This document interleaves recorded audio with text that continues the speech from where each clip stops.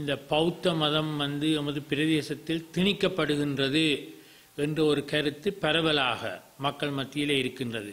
அதுக்கு காரணம் தொல்வழு திணைக்களத்தினதும் ஒரு சில பௌத்த பிக்குகளினதும் செயற்பாடுகள்.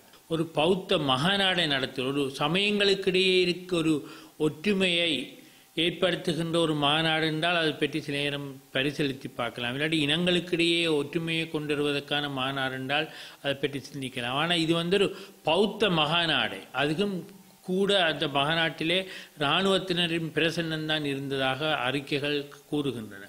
வடக்கு மாகாணத்தில் இருக்கும் பிரச்சினைகளுக்கு தீர்வு காண்பதை விடுத்து பௌத்தமயமாக்கலுக்கு துணை போவதை ஏற்றுக்கொள்ள முடியாது என்று வடமாகாண சபையின் முன்னாள் எதிர்க்கட்சித் தலைவர் சி தவராசா வலியுறுத்தினார். எங்களுடைய இந்த கல்வி மற்றும் ஏற்கனவே இருக்கின்ற மாகாண சபையினுடைய பிரச்சனைகளை தீர்க்க அவர் கூடின கரிசனை செலுத்துவாராயிருந்தால் அது வரவேற்கத்தக்க ஒரு விடயம். ஆனால் இன்றைக்கு மக்கள் ஒரு கசப்புணர்வுடன் அல்லது மக்கள் இவ்வாறான விடயங்களில் பௌத்த மத ஆக்கிரமிப்பு ஒன்று இங்கு நடைபெறுகின்ற ஒரு எண்ணக்கரு மக்கள் மத்தியில் இருக்கின்ற இந்த சூழலில் இவ்வாறான மாநாடு நடத்துவது ஒரு பொருத்தமான விடயம் அல்ல என்றே குறிப்பிட வேண்டும்.